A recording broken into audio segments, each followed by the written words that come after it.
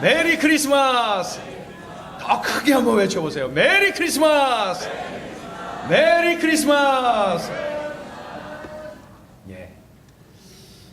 성탄절을 맞이하면서 지구촌이 아주 시끌시끌하고 우리 주변에도 꽤나 아주 시끄러운, 그리고 굉장히 많은 사람들이 마음이 들떠 있는 모습도 보게 됩니다. TV 방송을 통하여서도, 라디오를 통해서도, 신문지상을 통해서도, 또 우리 주변에 또 여러 가지 쇼핑몰에 움직이는 사람들을 보면서도 느끼는 것이, 이 성탄절에 많은 사람들이 관심이 많구나, 성탄절에 많은 사람들이 뭔가를 해야 된다라고 생각은 하고 있구나 하는 생각을 갖게 됩니다. 그런데 정작 성탄절이 왜 있는 것인지, 그 성탄은 내가 왜 뭔가를 왜 해야 되는 것인지, 성탄은 왜 이렇게 많은 사람들이 분주해야 되는 것인지, 어떠한 정신이 없이, 어떠한 마음에 가르쳐 주시는 교훈 없이, 그 내용 없이 그저 들떠서 왔다 갔다 하고 있는 것은 아닌지, 우리가 성탄을 바라보면서 우리가 차분하게 이 성탄의 정신, 성탄의 교훈, 성탄의 메시지를 우리가 받아볼 수가 있어야 된다는 것이죠. 성탄, 예수님의 이 탄생 사건 속에 나를 향하신 주님의 마음이 담겨 있다는 것이죠. 나를 향한 주님의 마음. 나를 향한 주님의 마음은 도대체 뭘까요? 이 성탄을 통하여서 내게 주시고자 하는 메시지는 도대체 뭘까요? 아기 예수 탄생은 무엇을 의미하냐면요, 높고 높은 하늘 보좌를 버리고 낮은 인간의 땅으로 오신 그러한 사건이에요. 하나님께서 인간의 몸을 입고 우리에게 찾아오신 사건, 이것이 바로 성탄입니다. 사람을 만나기 위해서 사람의 몸을 입어 주셨어요. 사람들의 몸을 입고 사람들 속으로 오셨어요. 이것이 바로 성탄입니다. 하나님이 인간으로 낮아지셨어요. 말구유, 이 여물통에 누이기까지 낮아지셨어요. 그리고 사람들의 모든 죄를 짊어지고 죄의 대가를 치르기 위해서 십자가에 달리시기까지 낮아지셨어요. 그 죽음의 자리까지 낮아지셨어요. 아기 예수 탄생을 통해서 우리에게 말씀하시고자 하는 것이 뭘까요? 그것은 바로 이 낮아지심을 통하여서 우리로 하여금 겸손할 것을 말씀하고 있는 거예요. 겸손하라. 인간의 몸을 입고 겸손히 이 땅에 오신 예수님, 제자들의 발을 씻기시면서 겸손의 본을 보이면서 사셨던 그러한 예수님, 바쁘고 바쁜 사역 속에서도 하나님 앞에 엎드려 기도하기를 쉬지 않으셨던 겸손하신 예수님, 예수님의 삶 전체가 겸손이었어요. 인자는 섬김을 받으러 온 것이 아니라 섬기러 왔다, 이렇게 말씀을 하시면서 낮아지고 겸손하여 지셔서 전 생애를 사셨던 우리 예수님, 예수님의 탄생이요, 그것은 낮아짐의 시작이었어요. 섬김의 시작이었어요. 겸손의 시작이었어요. 성탄을 통해서 우리가 놓치지 말아야 될 것은 바로 우리가 예수님처럼, 예수님을 닮아서 겸손해야 되겠구나. 이 땅에 믿지 않는 분들이 그리스도인들을 향해서 이러니 저러니 말을 많이 합니다. 그것을 우리가 다 받아들여야 됩니다. 꼭 한 가지 찝자면은 우리가 겸손을 놓쳐서 그렇습니다. 우리가 겸손할 대로 더 겸손하여지면은 그런 소리 안 듣고도 살아갈 수가 있는데, 우리가 그만 예수님을 닮아서 겸손해야 되는데 이 겸손을 놓치고 살았던 거예요. 그것을 우리가 다 인정하고 받아들이자고요. 그리고 오늘 이 시간부터 이 땅에 낮아질 대로 낮아져서 우리를 찾아오신 예수님 닮아서 날마다 예수님 닮아가면서 겸손의 삶을 사자고.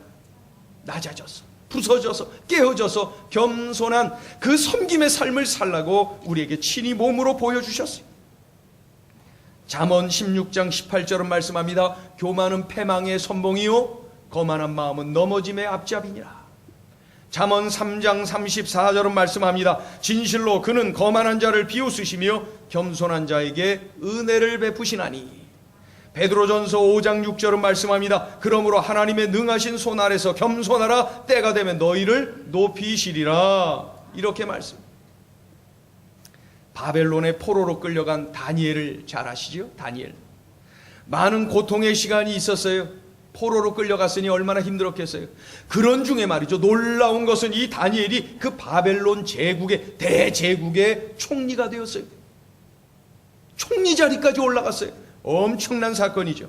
국정 운영의 책임자로 이 일을 하게 되었던 것이죠. 그런데 그런 중에도 이 다니엘은 하루에 3번씩 자신이 섬기는 그 하나님 앞에 기도하기를 쉬지 않더라는 것이죠.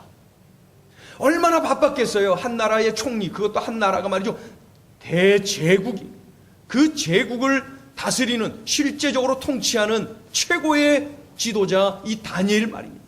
국정 운영에 얼마나 바빴겠어요. 얼마나 분주했겠어요. 그럼에도 불구하고 다니엘이 놓치지 않았던 것은 하나님 앞에 하루에 3번 시간 정해놓고 기도하는 것이었어요. 여러분, 이거 시간 낭비 아니에요? 바쁜데 이게 뭡니까? 시간 낭비 아닙니까? 아니에요. 시간 낭비 아닙니다. 다니엘은 시간 낭비라고 생각하지 않았어요. 내가 하나님께 기도하고 내가 하나님을 바라보고 내가 하나님을 의지하면은 하나님께서 내 대신 일해 주신다. 하나님께서 나와 함께 하시고 나를 도와주신다는 분명한 믿음을 갖고 있었던 사람이 바로 다니엘이었어요.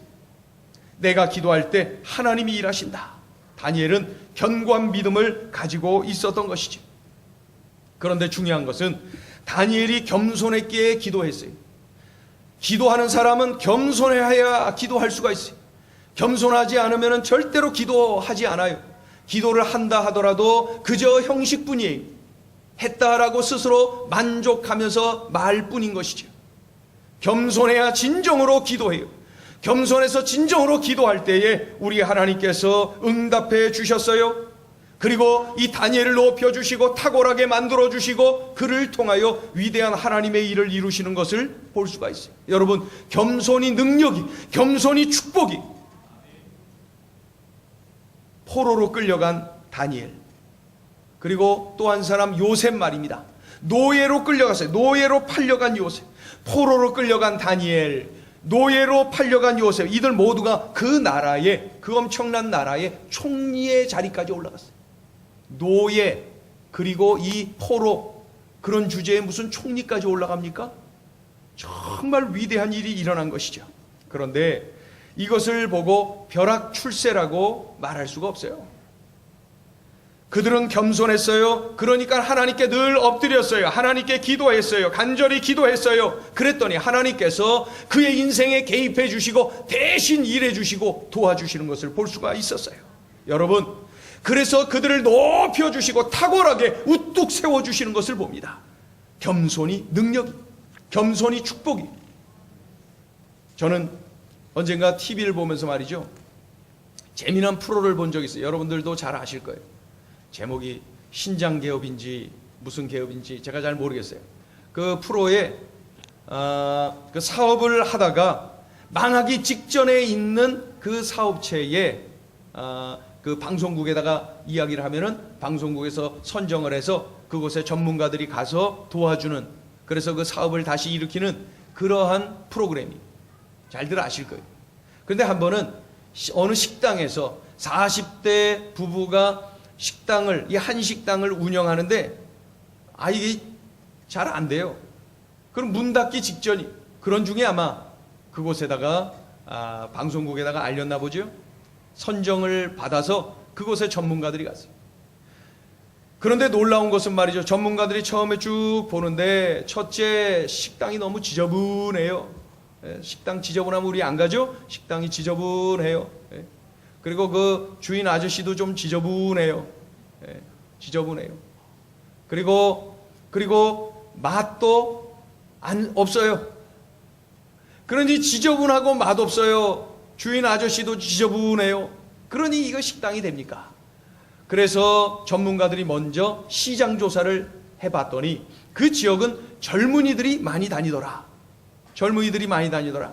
그래서 지금의 한식보다는 돈가스나 스파게티 같은 젊은이들이 좋아하는 메뉴로 바꾸시오. 메뉴를 바꿉니다. 그래서 메뉴를 한식당에서 이제 돈가스와 스파게티를 전문적으로 하는 거예요. 그래서 돈가스 전문 요리사가 와서 가르쳐 줍니다. 고기를 어떻게 쓰는지, 300g 정도의 고기로 그게 이제 가장 맛있게 먹는 그러한 양이랍니다. 그래서 전문가가 참 어떻게 써는 건지 그것까지, 소스는 어떻게 하고 말이죠.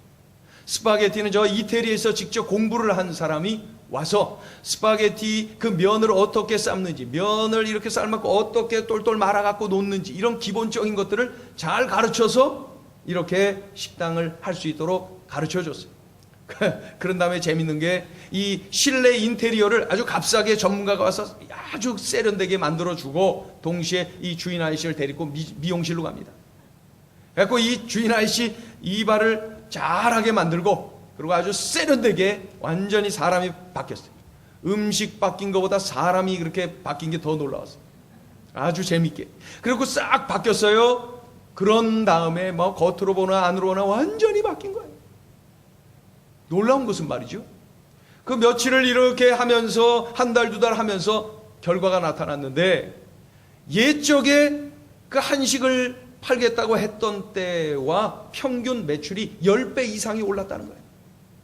그 방송 이거 하는 중에 이 남녀 부부 주인이 말이죠, 눈물을 막 흘리면서 감격해하는 장면이 잡혔어요. 감격을 했어요. 그런데 이 프로그램을 통해서 소중한 교훈을 얻게 됩니다. 그것은 뭐예요?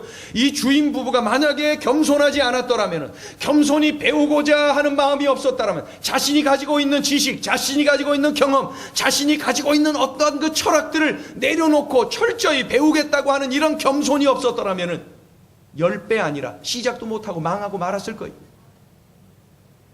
겸손이 능력입니다. 겸손이 축복이에요.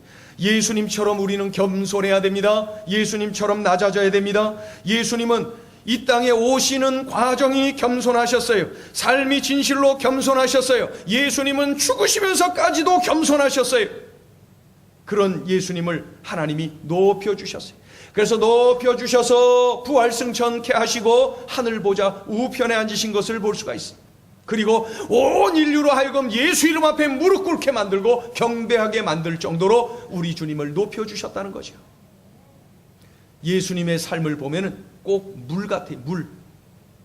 물은 높은 곳에서 낮은 곳으로 떨어져요. 이 물은 땅에서도 말이죠, 조금이라도 경사가 있으면 얼른 그곳으로, 낮은 곳으로 내려가는 것이 바로 이 물입니다. 우리 예수님은 꼭 물 같아요. 낮은 곳으로 내려오신 분이 바로 예수님이세요. 그런데 이 물은 말이죠, 날이 좋은 날 수증기가 되어서 높이 높이 올라가는 것을 봅니다. 우리 예수님처럼 말이죠, 십자가에 달려 죽으신 것으로 끝나는 것이 아니라 부활하셨어요. 승천하셨어요. 하늘 보좌로 높이 올리신 것을 봅니다. 전 세계가 우리 예수 이름 앞에 무릎 꿇며 그를 경배하는 모습을 볼 수가 있습니다. 우리 주님이 높여주셨어요. 여러분, 겸손은 능력이, 우리 예수님이 겸손히 내려오셨을 때 온 인류를 구원하실 수가 있었던 거예요. 겸손이 능력입니다. 우리 주님의 삶을 통하여 우리에게 주시는 메시지가 그거예요. 겸손하라. 사람들 앞에서 겸손하고 하나님 앞에서 겸손하고 우리가 늘 겸손해야 됩니다. 교만에 빠지면 한순간에 멸망하고 말아요. 여러분, 어려움 중에 있는 사람은 망하지 않아요. 잘 되던 사람이 망해요. 한순간에 망해요. 왜 그래요? 교만해서. 교만은 사람을 한순간에 망할 수가 있거든요. 교만이 이렇게 무서운 거예요. 그러니 이 성탄을 통하여 우리 그리스도인들이 분명히 가져야 될 메시지, 그것이 바로 겸손입니다. 우리 나같이 한번 외치겠습니다. 제가 겸손하겠습니다. 자, 우리 옆에 있는 분에게 알려주세요. 얼굴 보시고 우리 겸손합시다. 겸손해야 됩니다. 성경 내용은 결국 하나님이 우리를 살리기 위해서 이 땅에 오셨다는 사실을 빼놓을 수가 없어요. 성탄이 뭡니까? 예수님이 왜 이 땅에 오셨어요? 왜 이 땅에 예수님께서 인간의 몸을 입고 오셨나요? 우리를 구원하려고, 나를 구원하려고, 나를 죄에서 건지기 위해서, 나를 살리기 위해서, 나를 구원하시려 우리에게 오신 것입니다. 하나님은 우리를 사랑하세요. 그래서 우리를 죄로부터 구원하기를 원하셔요. 그래서 영원히 살게 하기를 원하셔요. 하나님과 영원히 함께 하기를 원하셔요. 하나님 나라 백성으로 삼아주시기를 원하셔요. 그런데 이 하나님은 사랑의 하나님이시면서 동시에 공의의 하나님이에요. 죄를 범한 우리 인간들이 죄의 대가를 치를 수밖에 없어요. 죄의 삭은 사망이에요. 영벌에 처하는 거예요. 지옥으로 갈 수밖에 없어요. 그러한 우리를 하나밖에 없는 외아들 예수님을 보내주셔서 우리의 죄를 다 짊어지고 나를 대신해서 우리를 대표해서 십자가에 달려 우리의 죄값을 치러 주셨어요. 그로 인하여서 우리가 죄사함 받았어요. 하나님의 자녀가 되었어요. 천국 백성이 되었어요. 예수 그리스도를 믿기만 하면은 영원한 생명을 얻게 되는 놀라운 은혜를 우리에게 활짝 열어 주신 것입니다. 이 놀라운 사건이 바로 성탄입니다. 성탄. 그래서 요한복음 3장 16절은 말씀합니다. 하나님이 세상을 이처럼 사랑하사, 우리 같이 읽어보세요. 시작. 하나님이 세상을 이처럼 사랑하사 독생자를 주셨으니 이는 저를 믿는 자마다 멸망치 않고 영생을 얻게 하려 하심이라. 아멘. 여기서 중요한 것은 이는 저를 믿는 자마다, 누구든지 예수님을 믿기만 하면은 구원을 받는다는 것이죠. 아기 예수 탄생은 바로 우리를 살리기 위하여 이 땅에 오신 예수님의 사랑에 감사하는 날입니다. 감사. 예수님 사랑에 감사해요. 이 감사 빠지고 그저 세상 유혹에 빠져 흥청망청하는 분들이 많이 있는데 성탄의 교훈, 성탄의 메시지, 이 성탄의 정신을 망각한 그런 모습인 것이죠. 그러기 위해서 성탄은 우리가 겸손을 배워야 되고, 또 하나는 예수님의 그 생명 살리는 정신을 우리가 가져야 돼요. 사람을 살리러 이 땅에 오셨어요. 그리고 우리에게 명하신 거예요. 사람 살려라. 너희는 가서 모든 족속으로 제자 삼아라. 아버지와 아들과 성령의 이름으로 세례를 주어라. 내가 너희에게 가르치고 분부한 모든 것을 가르쳐 지키게 해라. 우리에게 분명히 주신 명령은 사람 살리라는 거예요. 사람 살려라.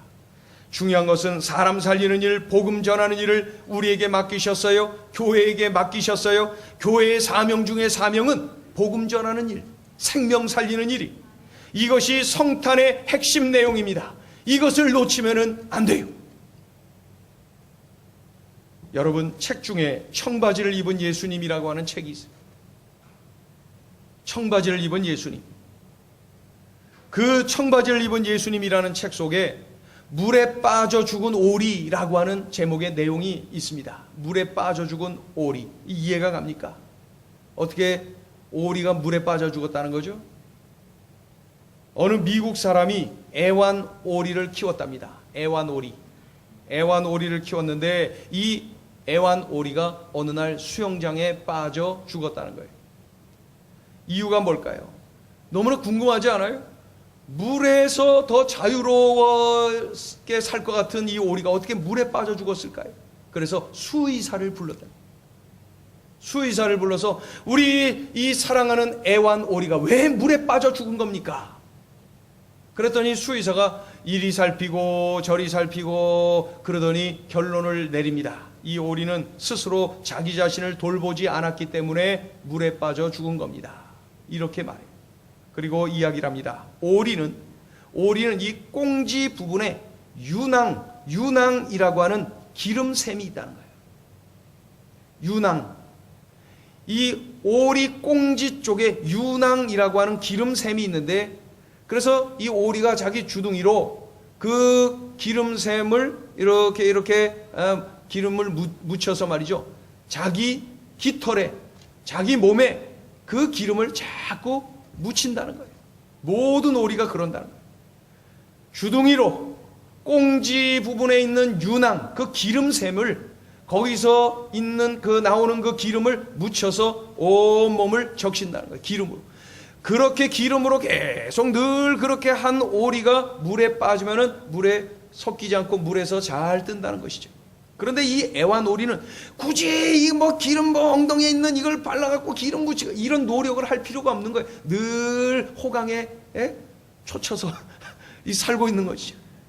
호강하면서 이렇게 살고 있는 이 애완 오리는 굳이 그러한 노력을, 고생을 할 필요가 없었던 거예요. 그러던 애완 오리가 어느 날 물을 보고 그 수영장에 들어갔다가 물에 빠져 죽고 말았다는 것이죠. 여러분, 너무 좋은 환경에서 살다 보니 기름 바르는 노력이 필요 없었어요. 결국 그래서 수영장에 빠져 죽었다.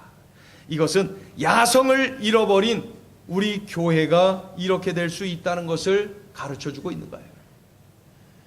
교회가 야성을 잃어버리면은 오리가 물에 빠져 죽듯이 교회가 그렇게 연약해질 수 있다는 거예요. 날마다 교회가 성령의 기름 부으심을 받아야 돼요. 날마다 우리 성도들이 성령의 기름 부으심을 공급받아야 돼요. 이러한 공급을 받는 노력 없이는 우리가 물에 빠져 죽은 오리꼴이 되고 만다는 것이죠.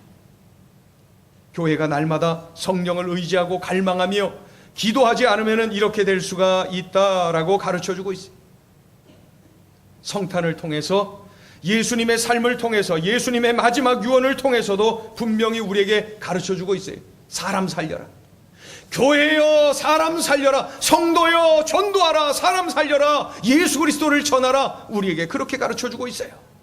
이러한 사람 살리고자 하는 열망, 이런 전도에 대한 열정이 없이 식어진다면 우리 그리스도인들은 수영장에 빠져 죽은 오리꼴이 되고 마는 것이죠. 한국교회 초창기에 있었던 그러한 일입니다. 유교 가정에서 성장하고 있는 어린 소녀가 예수님을 혼자서 열심히 믿고 있었어요. 그 집안에서 이 소녀 혼자 교회를 다니고 있었어요. 그런데 어느 날 이 부모가 말이죠, 이 아이를 어떻게 하면 교회 못 가게 할까 이러던 중에 토요일에 일을 시킵니다. 토요일 오후 늦게 불러서 말을 합니다. 내일은 콩밭 추수를 한다. 내일이 일요일인데 일요일에 콩밭 추수를 할 것이다. 그러니 너 딴 데 가려고 생각하지 말고 내일 일요일에 콩밭 추수를 해야 된다. 엄마 아빠는 다른 거 할 일이 많으니 네가 그것은 해야 된다. 그렇게 부모님이 명령을 내렸어요. 그런데 이 소녀는 내일 주일에 교회를 나가야 돼요. 예배해야 돼요. 그러한 믿음이 있어요. 이 소녀가 토요일 밤늦게 그 말씀을 듣고 난 뒤로 토요일 밤늦게 말이죠, 밤새 가면서 콩밭에 나가서 추수를 합니다. 그 어둑어둑한 곳에 나가서 일을 하는 거예요. 손바닥이 피투성이가 되고, 그리고 얼굴도 막 이것저것 찔려서 말이죠, 상처투성이가 됩니다. 밤새 이 어린 소녀가 콩밭 추수를 했어요. 그리고 나서 주일 아침에 부모님께 교회 가겠다고 말씀을 드려요. 그랬더니 야, 교회는 무슨 교회냐? 너 콩밭 추수하라고 말하지 않았느냐? 그 일 다 해놨습니다. 이 녀석이 어디 거짓말이야? 그러면서 나가보니까 잘 돼 있어요. 깜짝 놀랐어요. 그리고 인사를 하고 이 소녀는 교회를 가요. 그런데 교회에 가서 이제 예배를 드리려고 하는데 예배 드리기 전에 그곳에 가서 앉아 있다가 이 소녀가 그만 쓰러지고 말았어요. 밤에 피를 많이 흘려서 그런지, 밤새 일을 해서 지쳐서 피곤해서 그런지 이 소녀가 쓰러졌어요. 놀래갖고 그 집에다가 연락을 했더니 어머니가 달려왔어요. 그래서 이 어머니가 끌어안고 막 울면서 그 소녀를 꼭 끌어안고 이야기합니다. 정신 차려라, 힘내라, 그렇게 말이죠. 그때 이 소녀가 눈을 뜨고 엄마에게 이렇게 말합니다. 엄마, 제게 소원이 있어요. 오늘 엄마랑 같이 예배드리고 싶어요. 그 소녀가 그렇게 말을 합니다. 눈물을 글썽이면서 말이죠. 그때 이 소녀가 그렇게 말을 할 때 엄마가 가슴이 뜨거워졌어요. 알았다. 도대체 예배하는 일이, 도대체 이 교회가, 도대체 네가 믿는 하나님, 네가 믿는 예수님이 도대체 누구길래 이렇게까지 네가 예배하기를 원했느냐? 그런 마음으로 이 엄마가 소녀를 끌어안고 그날 함께 예배를 합니다. 그 일이 있은 이후로 엄마, 그 이후로 아버지, 모든 식구들이 와서 나란히 앉아서 예배하게 돼서 가정이 온전히 복음화되었다는 그러한 내용입니다. 여러분, 우리 가족이, 우리 이웃이 예수님 믿도록 우리가 도와드려야 됩니다. 예수님을 믿어야지만 천국 백성이 되고, 예수님을 믿어야지만은 우리의 죄를 용서받고 영원한 생명을 누리는 것입니다. 이 땅의 삶은 잠시 잠깐입니다. 이 땅에 잠시 살다가 떠나가는 유한한 삶을 우리가 살아가는 거예요. 여러분, 얼마 전에 제가 섬기던 교회를 가봤는데, 그 교회를 가봤더니 말이죠, 그 저에게 늘 칭찬해 줬던 박선생 그러면서 그냥 칭찬을 많이 해주셨던 그 박장로님이 이미 세상을 떠나셨어요. 그리고 경찰서장을 지내셨던 이한진 장로님이 이미 떠나셨어요. 그분은 저보고 대학 졸업하면 같이 일을 하자고 그렇게 늘 사랑하시고 말씀해 주셨던 그런 어른인데 떠나셨어요. 김용필 권사님도 떠나셨고요. 예? 유신호 권사님도 떠나셨고요. 많은 어른들이 떠나 계시더라고요. 가슴이 아프고 그러면서도 느낄 수 있는 것이 야, 참으로 유한한 인생이구나. 이 땅의 삶은 참으로 짧구나. 쏜살 같다는 말이 맞구나. 인생 70이요 강건하면 80이라. 우리의 삶이 길어서 90, 100 산다고 해도 얼마나 남았습니까? 이렇게 빨리 흘러가고 있는 이 삶 속에 우리가 이 땅에서 이리 뛰고 저리 뛰고 하다 보니 한 주, 두 주, 한 달, 두 달 쑥쑥 지나가고 말이죠. 여러분, 이 땅의 삶이 아무리 바빠도 우리들이 꽉 붙잡아야 될 분이 예수 그리스도예요. 예수 그리스도를 붙잡고 살아야 돼. 예수님을 붙잡아야 우리가 하나님 나라 백성으로 영원한 생명을 얻은 하나님의 자녀로 살아가는 것입니다. 영생을 얻어 천국 백성이 되고 이 땅에서 주님과 동행하는 이러한 축복 우리 모두가 누리며 살아가고 우리 가족이 우리 이웃이 함께 누리며 살아가기를 예수의 이름으로 축원합니다. 이제 이것을 우리가 느끼고 경험했습니까? 그리고 이러한 사명이 있습니까? 그렇다면 이제 전해야 돼요. 전해야 돼요.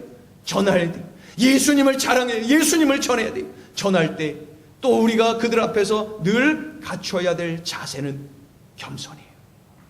기도하겠습니다.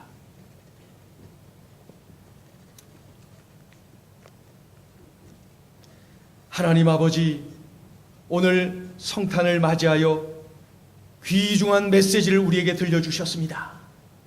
우리를 구원하러 이 땅에 오셨어요. 나를 살리려고 이 땅에 오셨어요. 낮은 대로 참으로 그 추한 곳으로 내려오셨어요. 그래서 우리를 살리셨어요. 예수님의 겸손은 우리를 구원시켜 주셨어요. 주님, 우리도 예수님 닮아 늘 겸손하게 하시고 우리도 예수님의 그 뜻을 따라서 사람 살리는 일, 예수님을 전하는 일에 열심을 내는 우리의 삶이 되게 인도하여 주시옵소서. 우리 가족 중에, 우리 이웃 중에, 우리 친구들 중에 아직도 예수님을 모르고 살아요. 아직도 예수님을 등지고 살아요. 예수 없이 천국 없고 예수 없이 영원한 생명이 없고 예수 없이 구원이 없는데 하나님 아버지, 이 사실을 어떻게 전해야 될까요? 우리 하나님께서 은혜를 베풀어 주셔서 우리 가족 모두가 예수님 만나게 하시고 나처럼 구원받고 우리처럼 함께 예배하는 은혜를 누리게 하여 주시옵소서.